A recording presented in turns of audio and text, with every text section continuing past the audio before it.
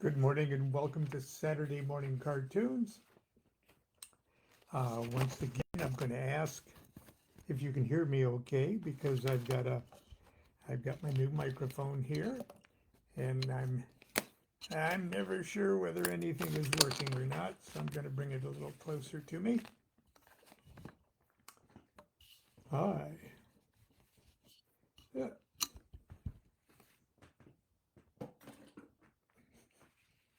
Anyway, it is, and I'm holding up a cartoon here. Uh, no, this isn't a drawing by a famous artist. No, this isn't a sketch by Picasso. No, no.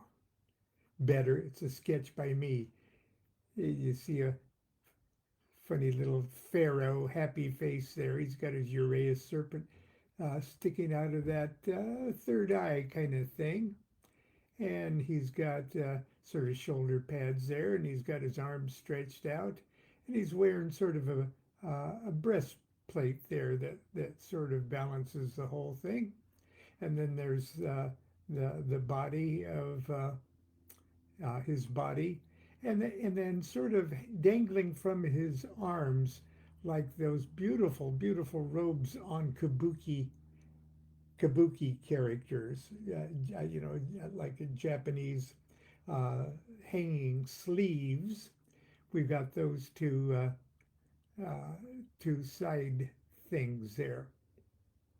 But anyway, I just wanted to show you that image because, uh, to quote Genesis, now, I don't always, or I seldom uh, quote biblical verses to set the stage for things, but certain books of the Bible or the Old Testament and parts of the New are obviously written Kabbalistically, uh, but they're kind of written for Kabbalists. They're written by Kabbalists for Kabbalists, and it's almost incidental that they also carry a narrative. They carry a story, and sometimes that story doesn't make sense to us when we try to understand it as a story, and it certainly doesn't make sense to us if we try to understand it as as history. Okay, uh, but the opening salvos from the book of Genesis are obviously Kabbalistic, and Bathsheba Ash has a wonderful book called Behold. She works out the in exacting detail the gematria and the different keys uh, to it and other scripture, including the book of the law, as a matter of fact. But anyway, the opening Genesis 1:26 and 27. So that's right at the beginning of everything. Uh, it says, let us, this is God speaking, and God speaking as us. Now, I don't believe it's Yod He Vav He that's speaking here. I believe it's a hyphenated Elohim of some kind, which is a plural. Let us make mankind in our image, in our likeness. So God created mankind in his own image. In the image of God created they them, male and female. He created them. So, what you could, if it pleases you, I guess, You can believe that sort of a, a ghostly goblin, uh, breathed uh, or puffed his breath upon the nostrils of a dirt statue that he made, uh, and brought it to life, and then grabbed his hand through his body and pulled out a rib and made a woman. You can believe that that was a historical fact, or you could believe that, hey, this is fundamentally some kind of a Kabbalistic uh, message uh, concerning humans. We're made in the image of deity. So if we go in the bathroom and look at ourselves first thing in the morning, we're looking at God. That's what God looks like. Okay. So, where was I?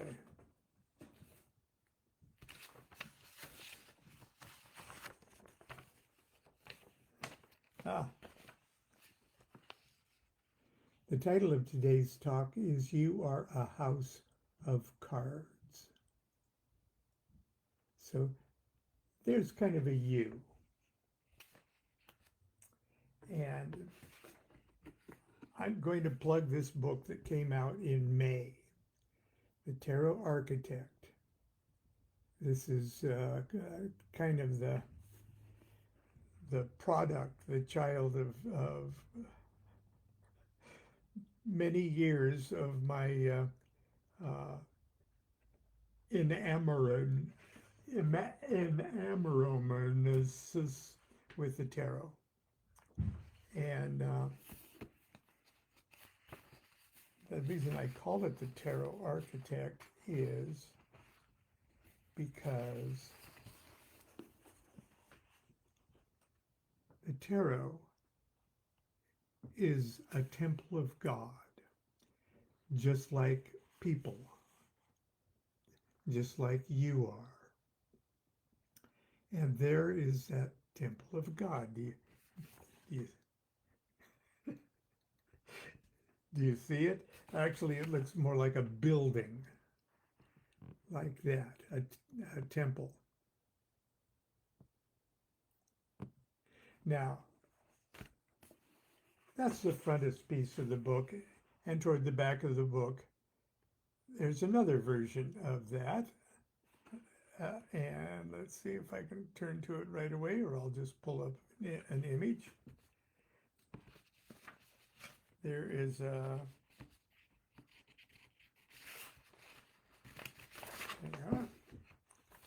there's that. Now look at that. Notice there's that black one right in the center there. And not only that, but supporting the roof is a single one, is a single window, if you will. Look at all of these as windows in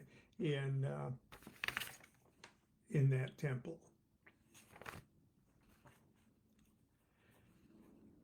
But directly under that central black one is this one. And if that was a seesaw holding up and balancing and sustaining that the roof there, that's a very special one. Then down below just happen to be 56 other windows. The roof area contains 22 windows. And the tarot is a universe in a box. And that universe is also 78 bricks in the temple of God. And again, as we just said, and that temple of God is you.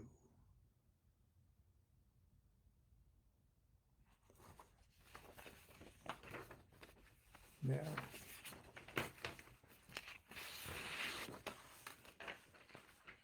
that roof area contains 22 cards. And this one, I've got them numbered. As you can see, I've got them identified there by their key number. Now we got the Fool, 0, the Hangman, 12, because it's the 12th key, and the Aeon card, or the Judgment card, which is key 20. Now those just happen to be the three mother letters of the Hebrew alphabet, from which spring absolutely everything, as I repeatedly say over and over again as we talk about the cube of space being built from the inside by going up, down, right, left, front, back. And that up, down line and that front, back line and that to the side, right, left line are those mother letters of the Hebrew alphabet. And they stand for primitive air for the Fool, water for the Hangman, and fire for Sheen. Those are primitive elements. Now, earth is a special element. It's not a primal element. It's even before the primal element. It is, earth is the alpha and omega of the letters. And that omega, key 21 there, the black one, right in the middle, right under the 0, as if it is a partner with the 0, is Tav, or the universe card, because those are the two zeros that come before and after the creation cycle. So that's the mystery of the cap there. Then the shoulder pads are the 7 double letters of the Hebrew alphabet.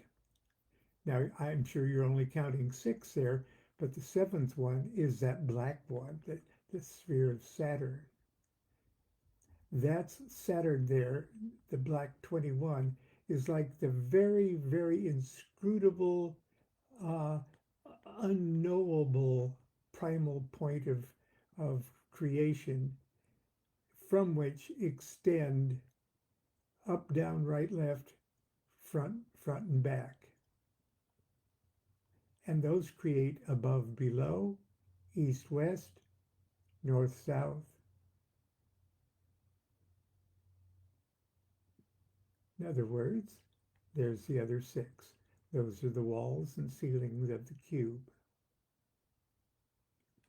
Then, below that are the 12 zodiacal signs, and I've put them in order, reading from right to left. You see, for the Emperor, for Aries, and then the Taurus is the Hierophant, Gemini, the lovers, etc., through the signs of the zodiac. But look what happens right there at 9. There's Virgo there. And what comes after Virgo? Libra. Libra comes between Virgo and Scorpio. And why is Libra there? Because if you put all zodiac signs in a row, first of all, it would be sort of an odd way of looking at it. But in this particular case, see that number 0, the Fool, right at the top?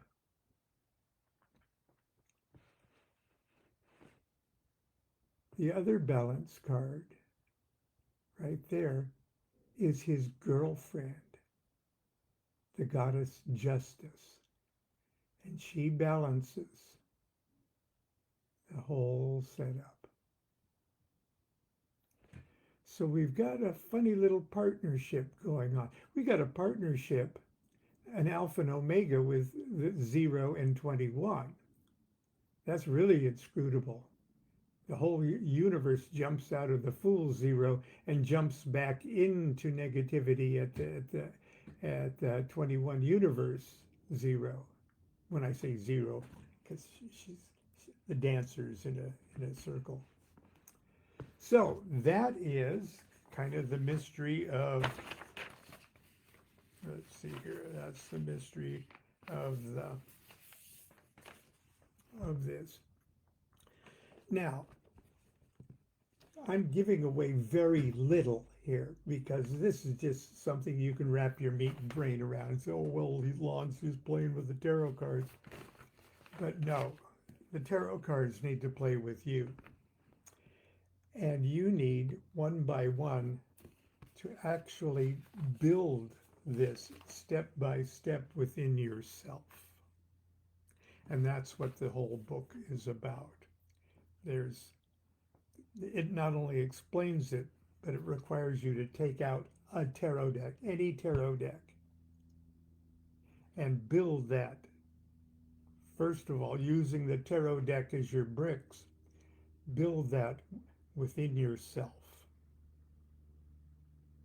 in the perfect order that attunes you brick by brick to the construction of your own house of God. Okay. That being said, it is Saturday morning cartoons.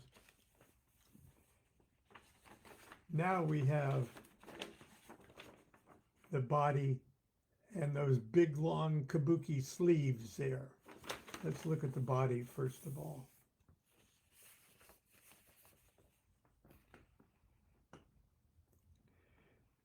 Let's look at that center thing. Well, maybe I'll just do this so we won't be distracted.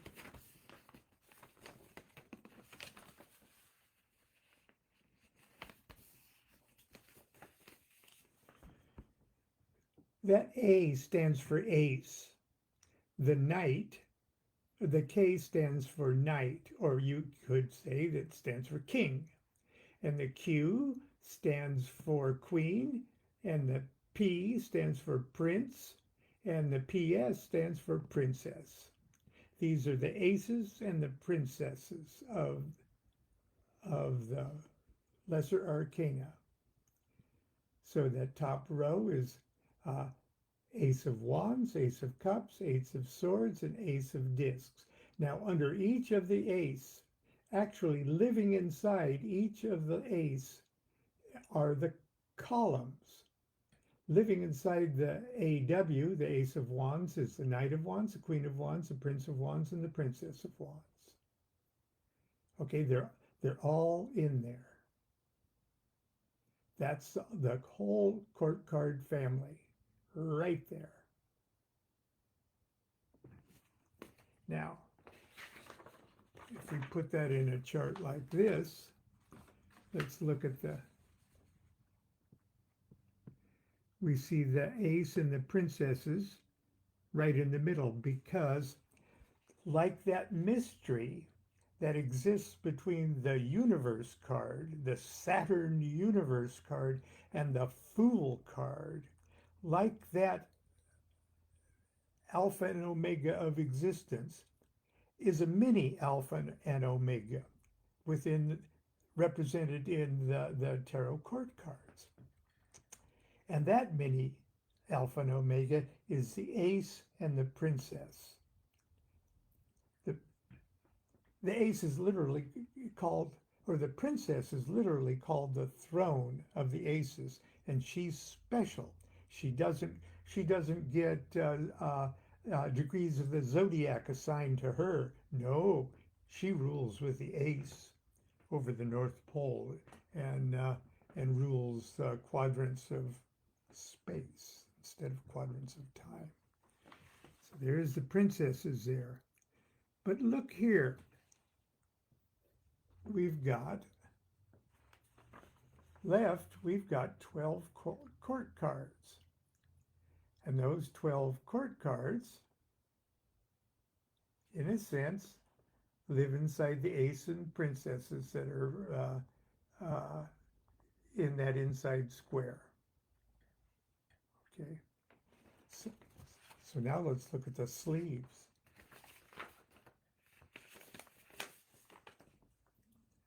Starting right here, we've got the 2 of Wands, 3 of Wands, and 4 of Wands.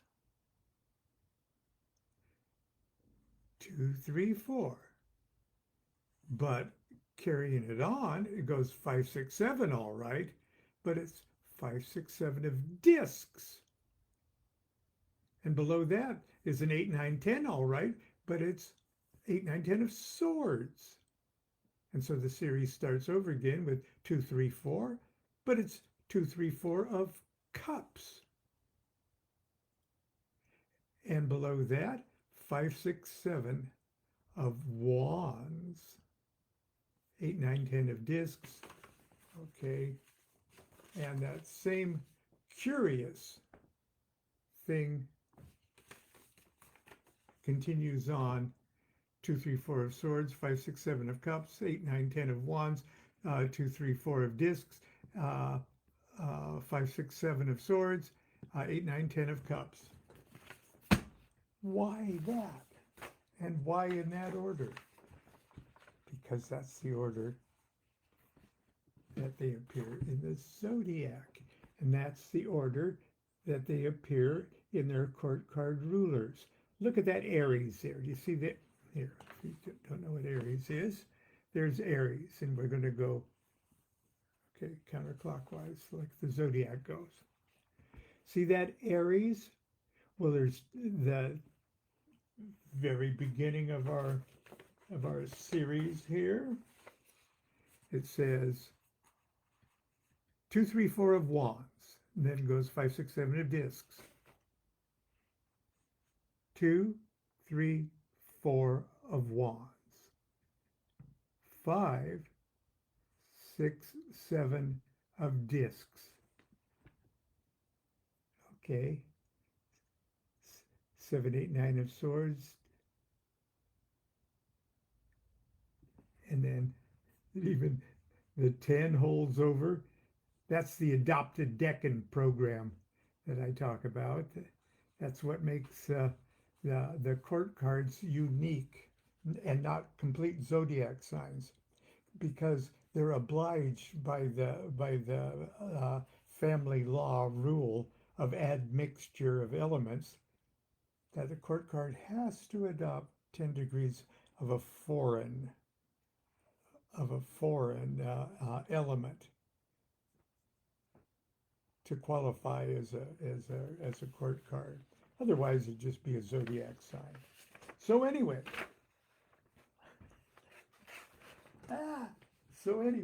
that is the mystery of your house of cards. That's the mystery of you.